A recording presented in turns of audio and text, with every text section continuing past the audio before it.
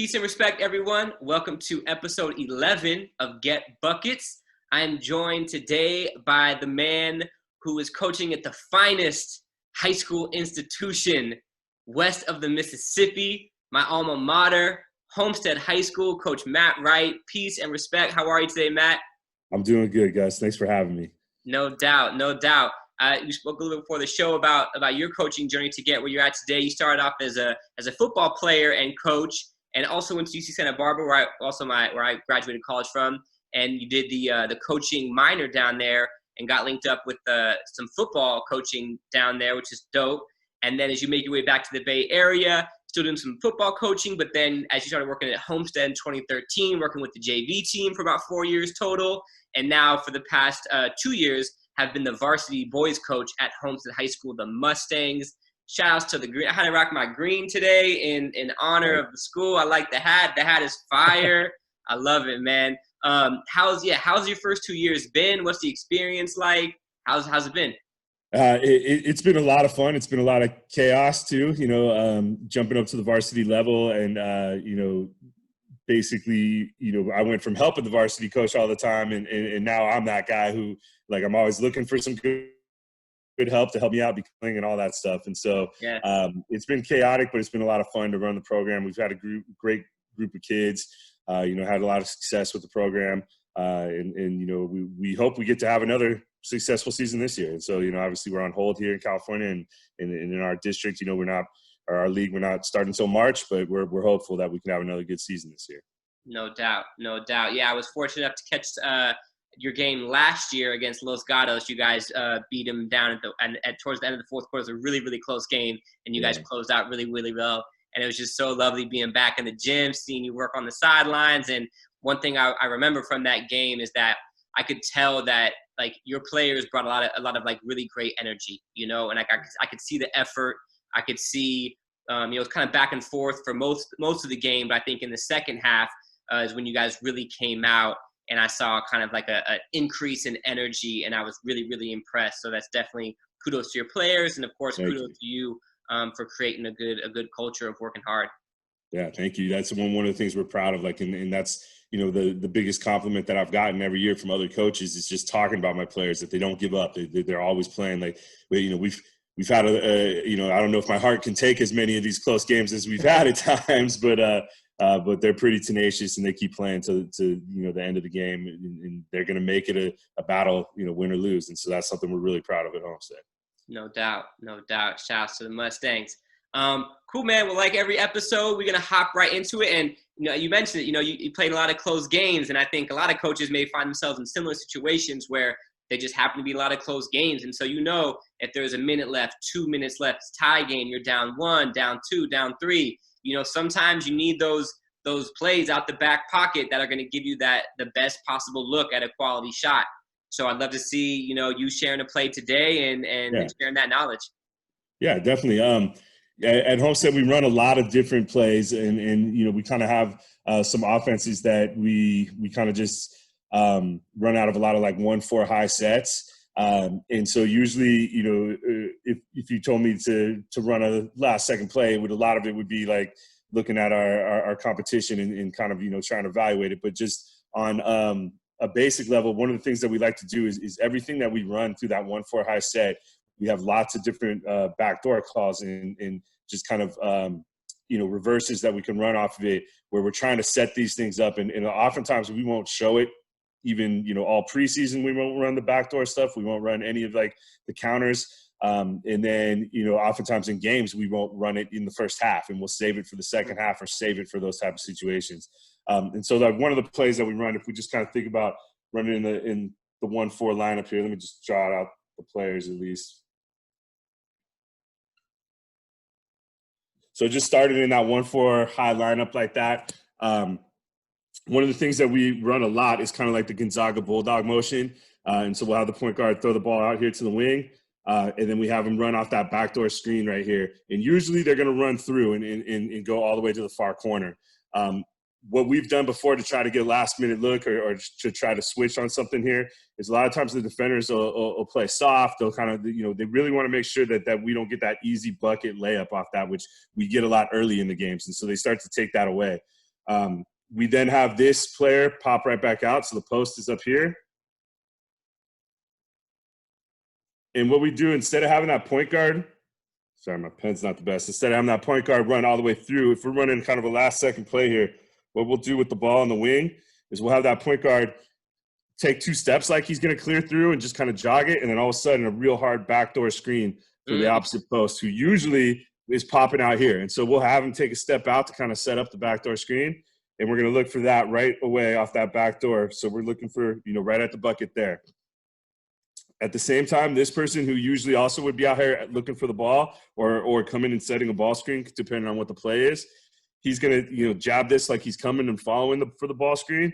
Then he's immediately going to set the pin down for the one, the point guard, who's going to come right off it we're going to look for the shot there. Okay. This person is going to clear out if they don't get it. And then we'll look for the slip on right off the back door or the pin down screen for the point guard. So that's just one thing that we kind of run from time to time, end of clock kind of play out of that 1-4 high set. Love it. There's a lot of different things that I like about that. The very first thing that you said, which I really appreciate, is you're running a play that your players and even potentially the other team are familiar with. And of course you're maybe adding a new look that the other team hasn't seen. But you're still your base set, your 1-4 set. I know we got chopped up a little bit there, but I just want to say that your players and potentially the other team's players are familiar with it, which is a great thing, because then your players who are now going to add maybe this new wrinkle to it, it's not completely foreign to them. And one thing I've talked with other coaches is sometimes it's great to have all these one-off plays ready to go, but if you haven't really practiced it too much in practice, there can be room for error at the end in a big moment. So when you have a set that they're familiar with, you're usually going to get much better execution out of it at the end of the game. Yeah, and that's one of the things that we try to do. We try to run everything, even when I see a set play that I like from another coach or watching it on TV or something like that, everything I do, I try to say, how can I run that same play out of that 1-4 high set? And so part of me, I try to disguise just about everything. And so, when I call that offense out, and a lot of times, we'll do a number system just to kind of keep it a little bit more, we're not calling everything by different names. We'll call out a number sequence, and, that number will tell the players what to run. But everything from the initial, ball pass to the wing, everything looks the same, and you don't know what's going to happen until 1 or 2 moves into the play. And so that's how we definitely drill it a lot to make sure the players know it. But it's been pretty successful for us. Awesome. Another thing I liked about that play was just multiple options. So you had the one dive into the rim, faking like he was going to clear out, then come setting that back screen for your big on the elbow. So that's your first possible look.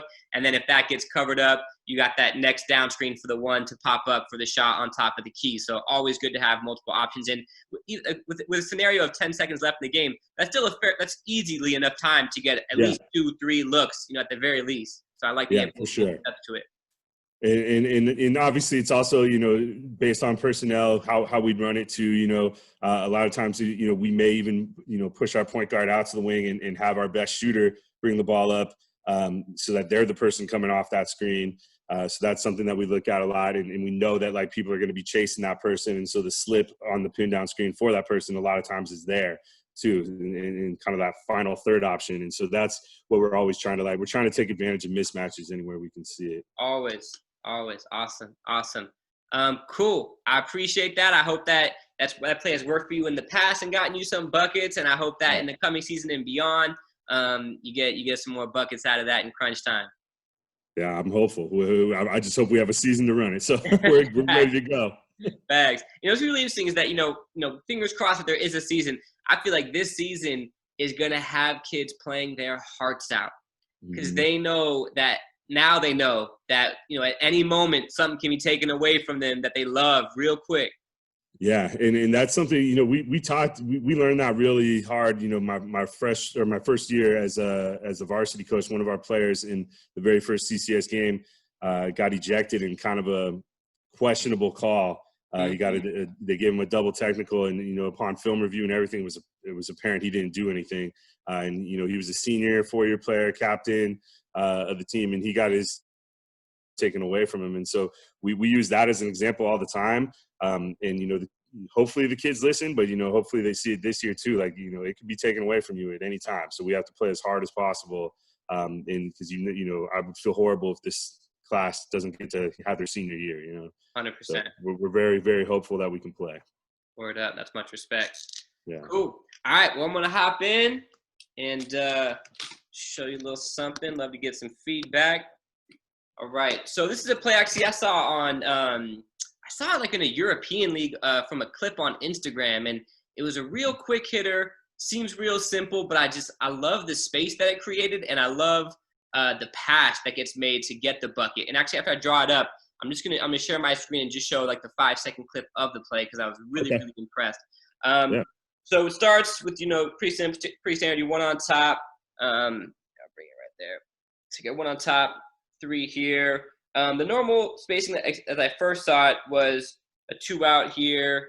Your 4 here, and then your 5 was coming off here from the side. So that was there we go. Gotcha. That was the original setup there. And so the first action is just 3 is going to pop out above the 3-point line for spacing. 1's going to pass it in. 1's going to pass it here to the 3. And then, so the 3 now has the ball. 1's going to run. They're going to just do this pretty standard dribble handoff. So we're going to have this dribble handoff action here.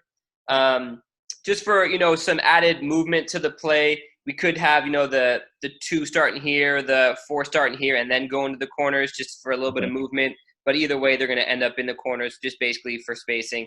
So 2 here and 4 there. So after that dribble handoff happens, again, like most plays, timing is really important.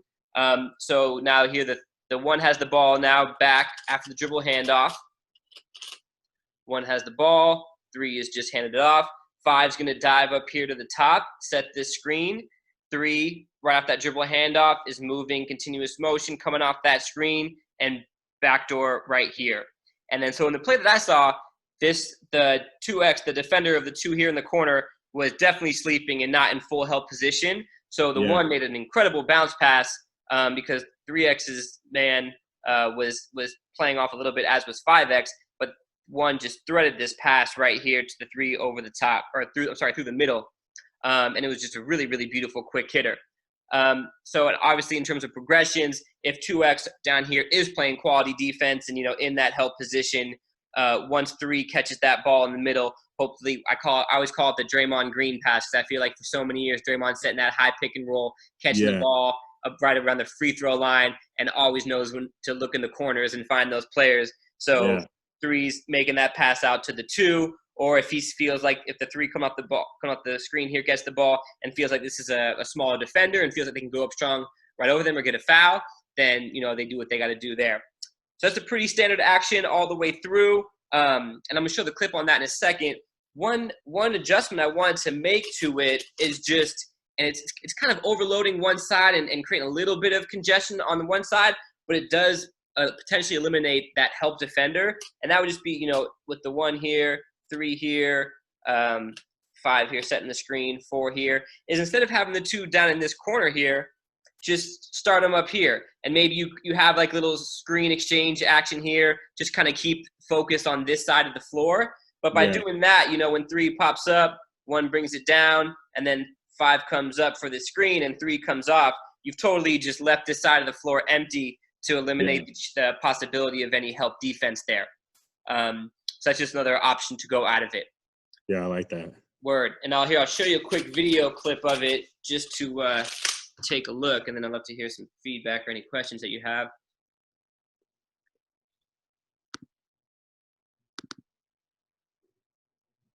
All right.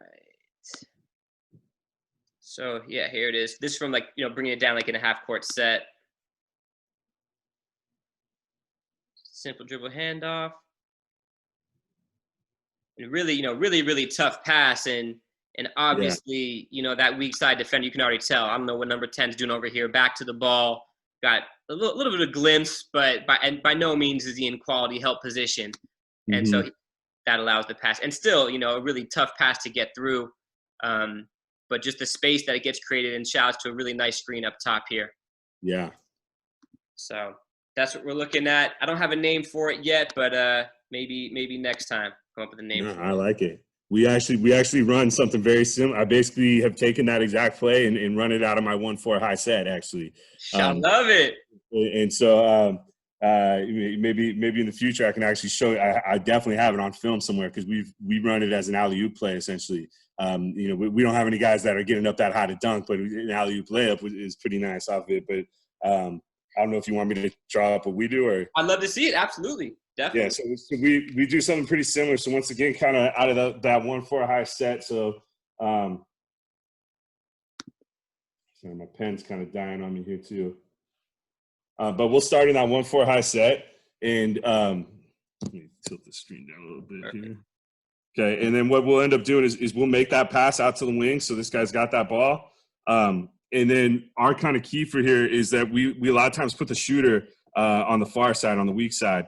And his rule is usually it's our best player, and they're being guarded really closely by their best defender, and it's somebody who can hit a 3-point shot at the top of the key really well. And so we've been lucky enough to have someone like that where they're not going to just let them run to the top of the key all by themselves, and usually they're face guarding them pretty good. So what we usually do is as that ball in here, okay, so he starts to dribble it back up the top. He's gonna hand it right back to the one on the wing right there. When that happens, the weak side post is going to dive as hard and as fast as they can to the corner. And all he's hoping to do is just take his defender who's in help and just take him with him to the corner. Mm-hmm. Ideally, we usually have that as our 4, and our 4 that's in there usually can shoot a little too. So, anyone who's got a nice little shot down here, along the baseline, we'll do that. So we clear out that guy. This defender even here, even if they're in help, as he sprints, he has to be a hard sprint as fast as possible. And what that brings this person up because they don't want to give up that open 3. And have this center right here, usually set the back screen for the one. He just follows, sets it right there. So as soon as the dribble handoff happens, the wing player hands it off, comes right off of it, and the one just throws it right over the top, and we get a layup right here a lot of the time. So we'll run that. This is another play we've run like at the end of clock scenarios. But what we get is, this whole half of the court is wide open. No one's on that side. And so it's been extremely successful for us. We'll bust it out usually in league play.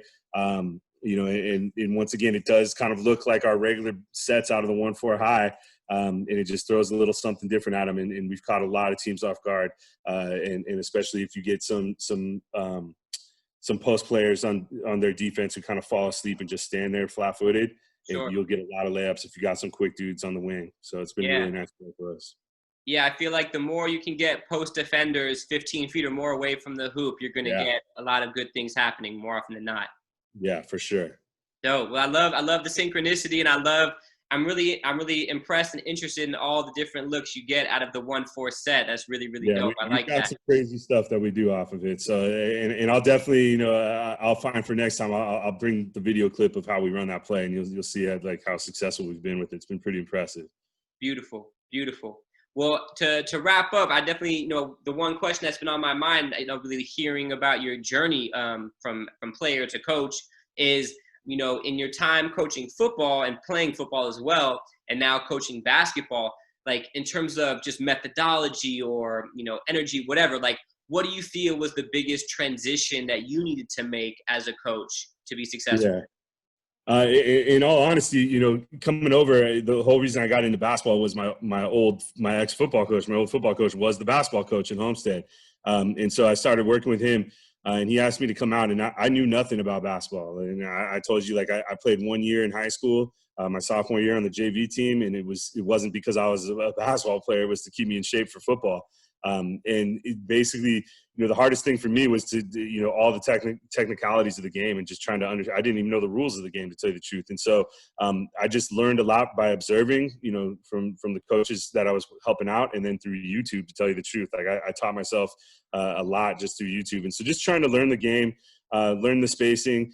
I think what I tried to bring over from kind of my football side is kind of the toughness and I really value, players who want to play defense and who will take, to me, the most exciting play in basketball is taking a charge. Mm-hmm. I love it. I love the fact that, the other team gets a foul, we get a turnover, it's our ball, and you suck all the energy out of the opposing team when you take a charge like that. And fires your team up. And so I love every year. I always hope I get a football kid on my team because I'm going to make an example. I'm like, that's the toughness that I want to bring to the basketball team. And so the hard part was learning all the spacing and the plays and just the terminology. I had no idea what a backdoor cut was when I first started coaching, which was only 6-7 years ago. But a lot of it is just in terms of coaching football, just, and coaching in general, just teaching the kids to be responsible, work hard, play for each other. And all of that transfers over all the time. So. Sure. 100%.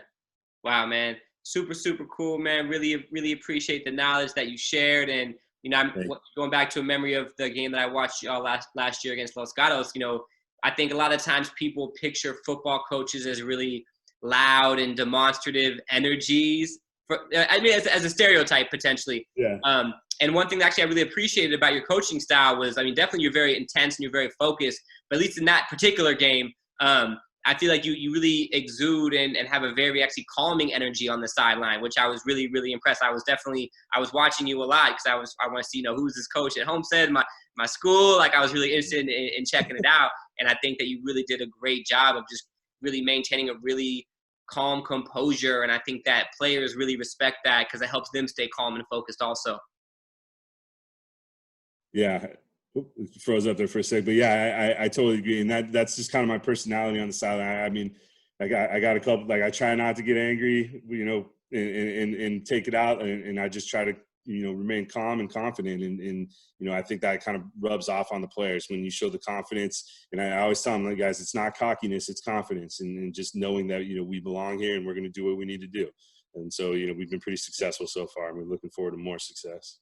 Absolutely. Well, Coach, good luck on a potential season this year and beyond too. Whatever happens this season, good or bad, you already know we're going to keep on being there for the young people. And once we get through this thing, you'll be back on the sidelines in no time. Definitely. And we're excited. Thanks for having me. You're welcome, man. Thank you so much. Peace and respect. Definitely. Thanks, Gus.